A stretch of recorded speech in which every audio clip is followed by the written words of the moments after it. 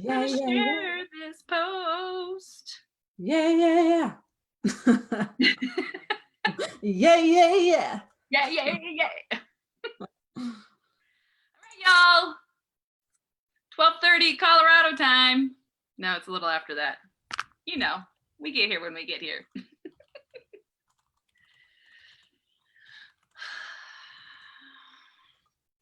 Hi, Reagan. Reagan is beautiful. I almost put a post, how we deal with Reagan.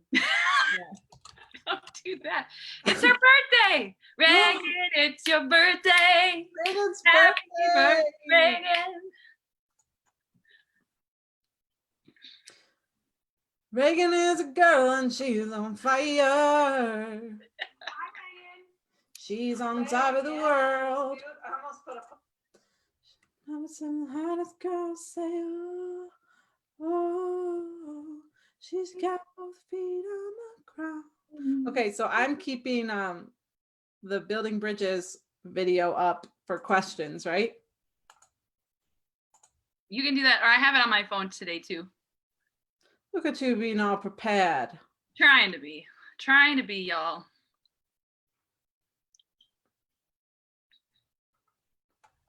All right, it's our last Long-Winded Wednesday of May.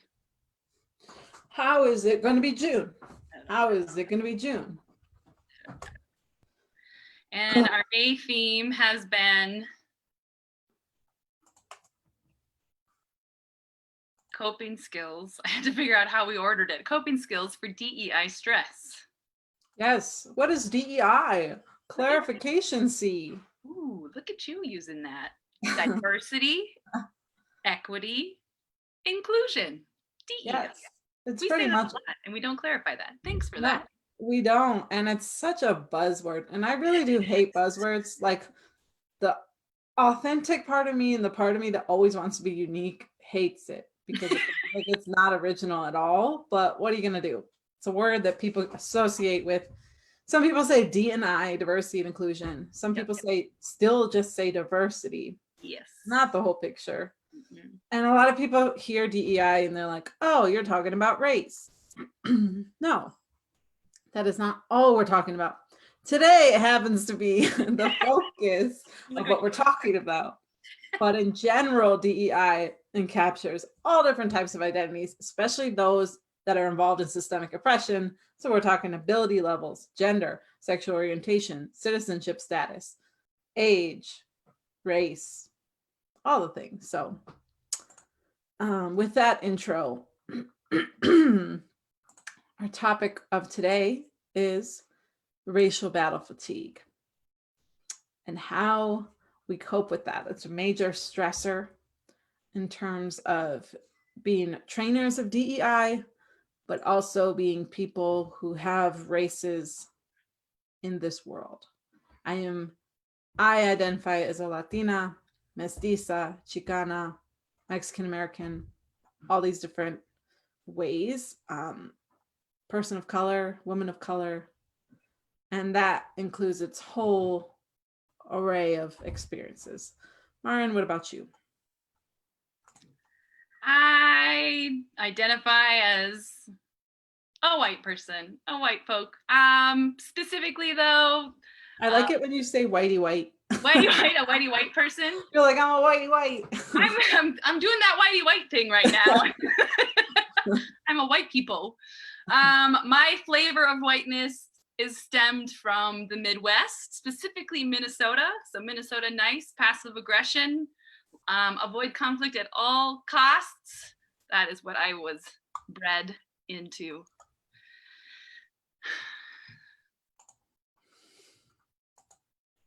Yeah, so this topic feels like we saved it for the last month and it feels very relevant right now. Yeah.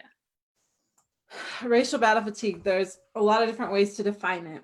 There's an article that we like to share and that defines it well, that we can share in the comments. How I would define it is the specific type of fatigue and exhaustion that comes along with having a racialized identity in the US especially a racialized identity of color. So there's a certain level of fatigue that comes along with just being Black or brown or whatever other racial minority you may identify as, Indigenous, Asian. And it's fatigue from just having to live in the world, interact in the world, navigate the world as someone who is not white and therefore not profiting, benefiting from the systems that are in place, our government, our healthcare, the school system, the grocery store, you name it. So it's kind of like having to swim upstream in a white supremacist world. That creates racial battle fatigue.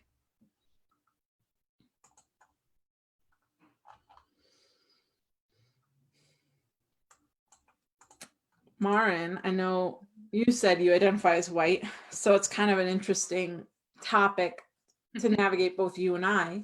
Yeah. I think that white individuals have their own form of this, Sure. but it's not the same thing. I don't even know if it fully would be counted as racial battle fatigue. No. There is a level of exhaustion that white people can experience too, being in this world of DEI and being anti-racist. And that's something that we want to kind of navigate together here, even though we don't have all the answers of how they both correspond to each other. But what has your experience been with around exhaustion of anti-racism? Yeah, it comes in different forms. As I was sharing with you beforehand today, I definitely was moving through some of my own stuff, especially yesterday with the news of George Floyd and everything and the protests that were happening in my home state in Minneapolis. Yeah, I don't believe it's the same. To me, it's just that I, as a white person who exists in this world with the skin that I'm in, it's that I'm constantly navigating discomfort that I'm not used to feeling. And I could opt out of it at any point, that if I really truly wanted to. And so it's this kind of push and pull or tug that I like, inner kind of turmoil that I go through in different cycles and in different ways, in terms of moving through initially I'll get very angry, and then trying to let myself feel emotions and let myself be in grief and be in lament around the murdering of folks of color, of Black men in front of us. I try to let myself be in that, but then to move through it and not get stuck in it, so that I do get back to. So we were also talking before, like, of the scale that we've used in trainings before, of like, where are you at from 1 to 10 in terms of like being in anti-racism, wanting to be a part of conversations, and more specifically like transformational systematic change. And what did you say? 1 was?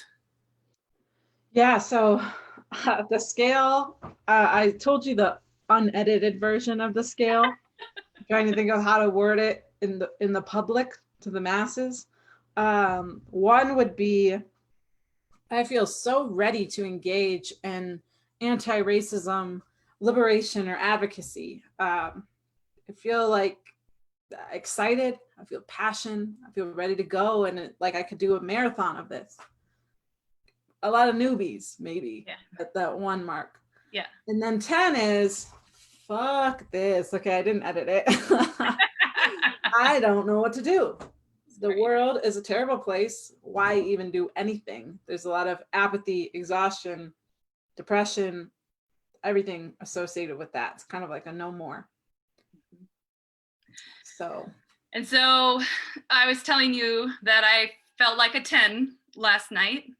And today that has changed. I'm more in the middle, and where I'm at on that scale changes kind of minute by minute, moment by moment. And I've learned to, again, not let myself be in guilt, shame, blame, anger, apathy, disbelief, knowing that I need to move through that, and it's not helpful to get stuck there, and eventually, yeah, try and get myself back to the other side of the scale of.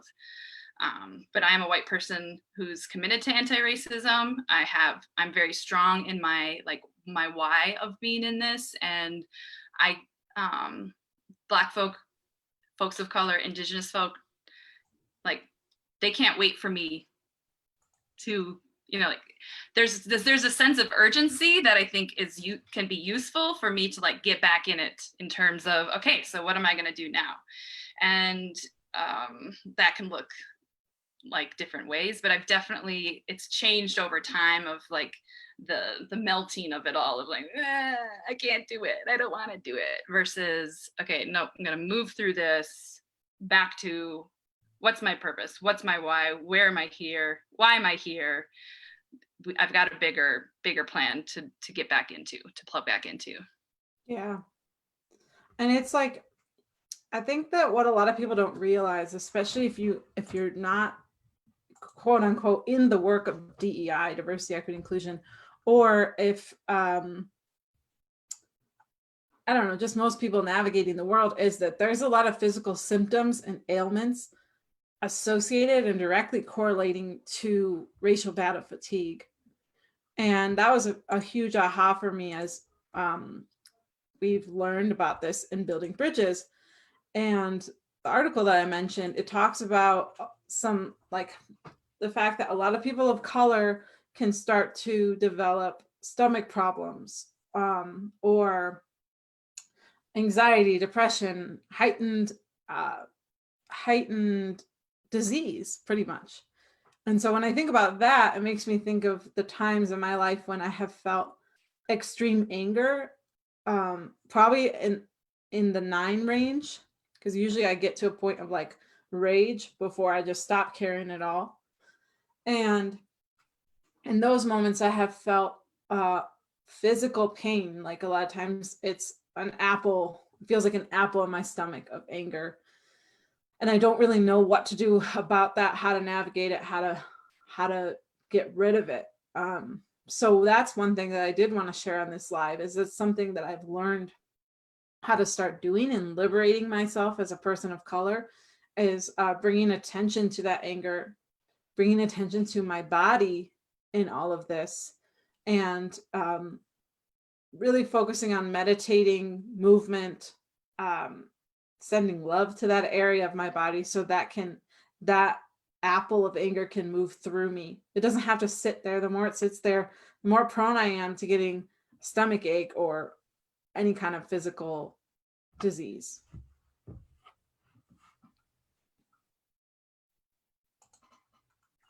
How have you integrated, because I know, Maren, you're a Reiki practitioner, all about healing, definitely an expert of energy work, I would say. How have you integrated that in your journey and your work as an anti-racist white woman? Yeah, I feel like I've come into it realizing that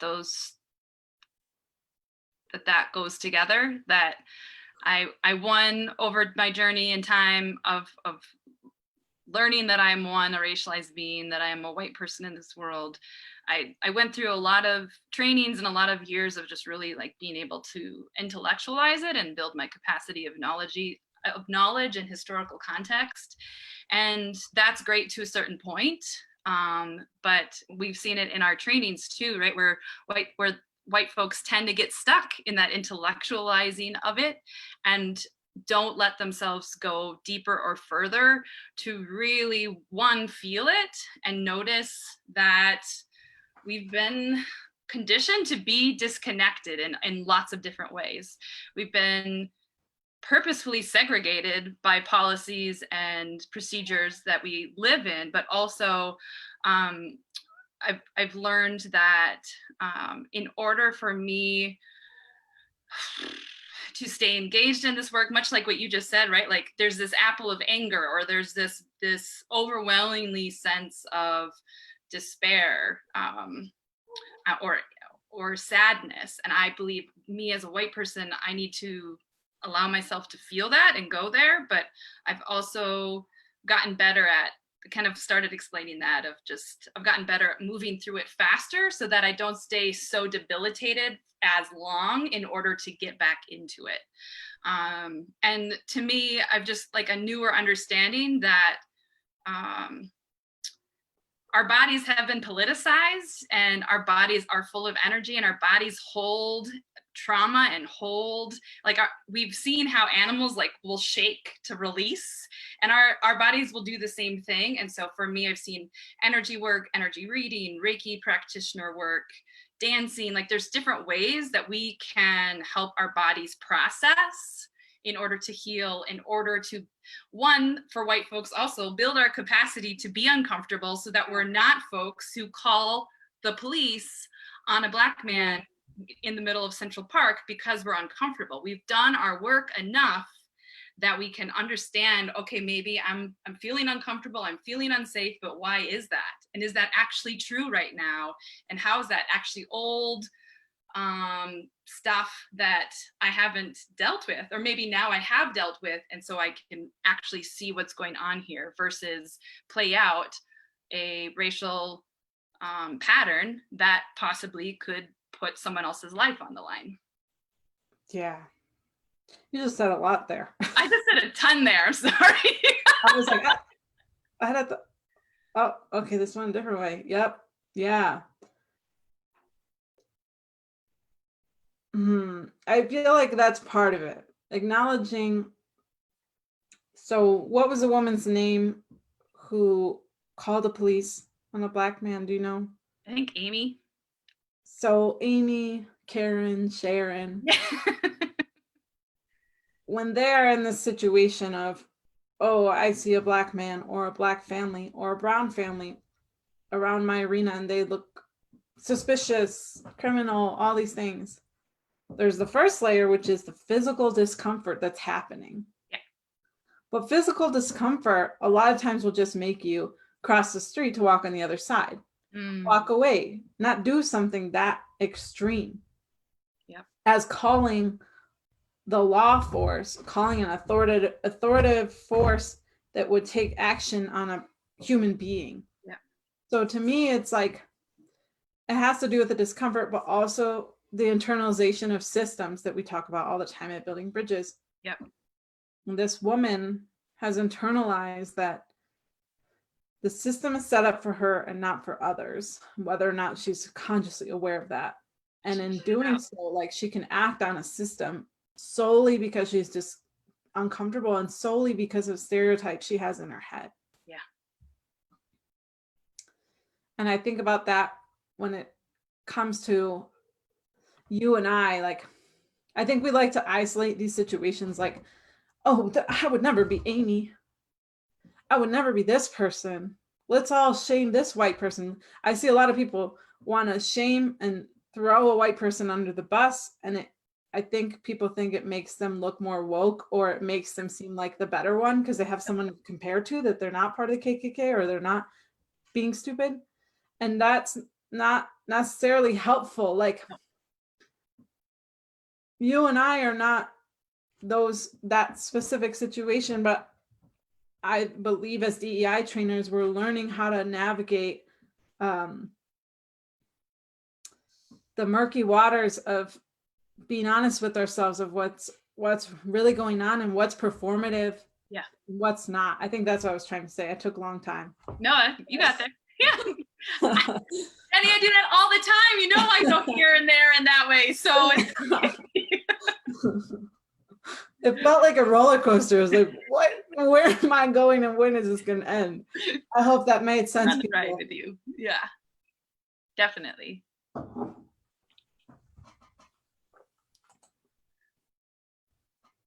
And so I can imagine, I mean, you were sharing in this moment right now, May, whatever, Wednesday,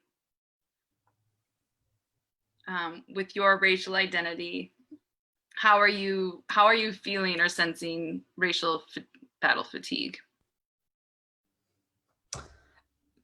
I feel like, as you said, it changes minute by minute. I feel okay today, and I feel like maybe at a 7. And I think that that's due to a lot of different reasons. I think that if I identified as Black or African American right now, I would probably not be feeling the same, especially given what's going on around the murdering of Black people and how much Black Lives Matter has been in the media and all these different things. So I honestly feel a little bit of guilt around that. And that's me wrestling with my own privilege in that. And then there's another part of me that's feeling like I know that part of the reason why I'm not at a 9 or 10 is because I've been very, very careful about what I'm allowing myself to read and look at online. And I feel like I need that. Like I need rest from a lot in order to go back into the kind of work we do and show up for a workshop tomorrow. There's 2 workshops we're doing where I'm going to have to be more of a neutralizing, grounding force for probably a majority white group.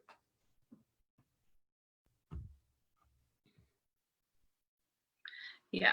And we've been reminiscing lately too, just like what our fall and winter has looked like in terms of us navigating different spaces and different trainings, and kind of what a roller coaster that has been. And from ultimate, and I've, because we're so close, have been more privy to what I believe is your racial battle fatigue, like seeing how you navigate it and how there are some low, hard days where it's better that you and I are just not talking because we need space and I'm not going to be helpful. And then there are days, yeah, that are different where we can really be in a space where we can show up and really share the hard things. So that's been an interesting, just to notice how that flows for us in general as a team, as a friendship. Yeah, that's big. I feel like not a lot of friendships know how to navigate that. Mm-hmm. And relationships and marriages, like the kind of conversations I've had with people who are in interracial marriages, partnerships, like that, it's tough. And it's like, yeah, I think that you and I both have a certain level of understanding when it comes to our racial identity that allows us to set boundaries around them. Yep.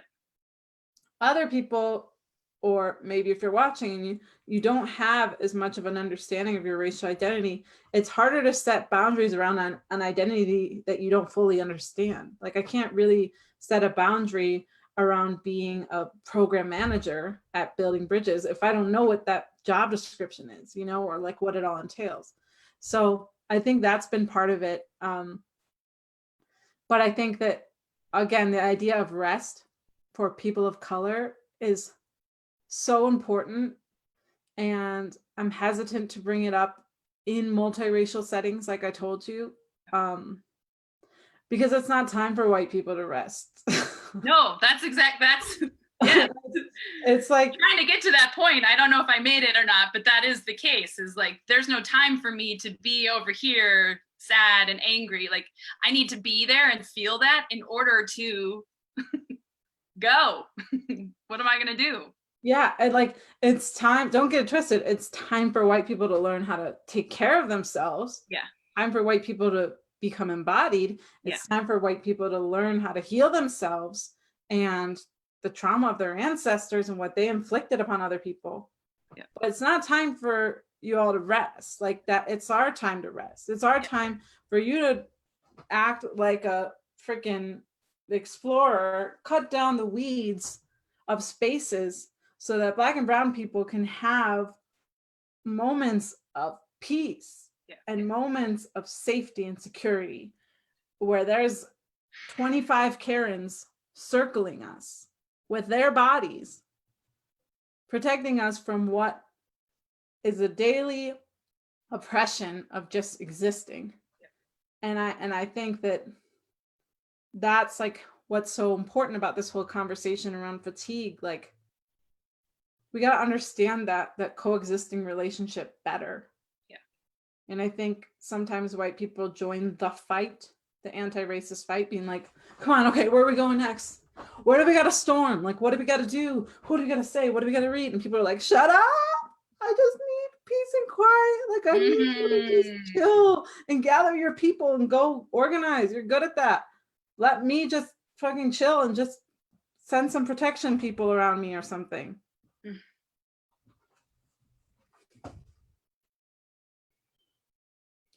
That was really good, or like aha visual there for me. I'm like, you're trying to do it, and then everyone's like, nah.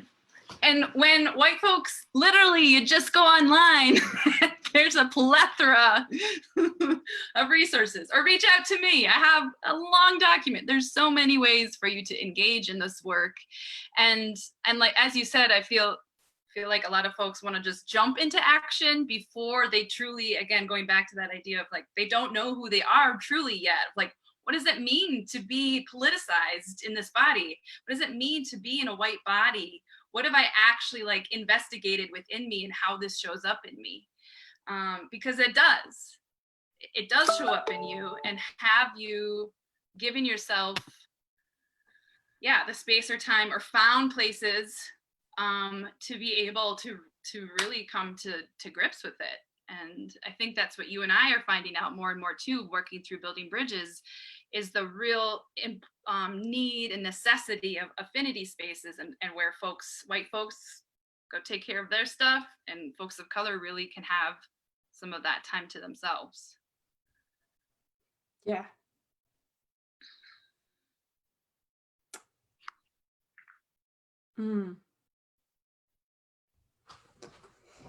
Well, our time is up. It's 1 o'clock. I feel like we were just getting into some really good stuff. We can go over. It's our show. According to the clock and punctuality, what's time is a construct, Jenny. No, yeah, you don't have to tell me that twice. Yes. Okay, but I think we can. I like keeping our videos short and sweet, so you can tune in and it doesn't feel like you have to sit there for 3 hours listening to us. So let's do a check-in. Emotions, body. How are you doing, Maren, after that conversation?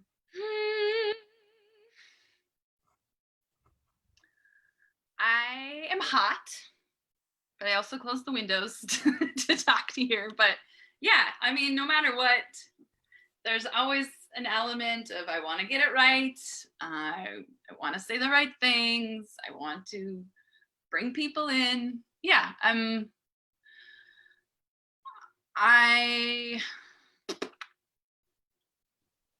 feeling more of like a 4 or 3 right now. Reconvicted after this conversation. Yeah. How about you? I think I'm still feeling like at a 7. I'm feeling pretty light, pretty expanded right now. I think there's a specific type of expansion feeling, good feeling that happens for me when I'm able to articulate my inner thoughts and feelings around racism, and to be uninterrupted in that, and to have a platform where I could just share it and people can hear it. It feels good. Feels like liberation. It's Long-Winded Wednesday. Wednesday. Okay, that's it. That's all, folks. Goodbye. We'll see. P.S. though, someone asked us about making sure that the captions are on this, so we need to check out our settings to see if there's a way to have captions in our Zoom. I know that I know that we can add captions afterwards on Facebook through settings, but I don't we'll have to look into that while we're actually live though. So thank you, Jennifer, for pointing that out, and we will investigate. Yes. Okay, we'll have a new topic next month. Yeah. I don't quite know what it is, but we'll see you next week, 12:30. Boop, boop.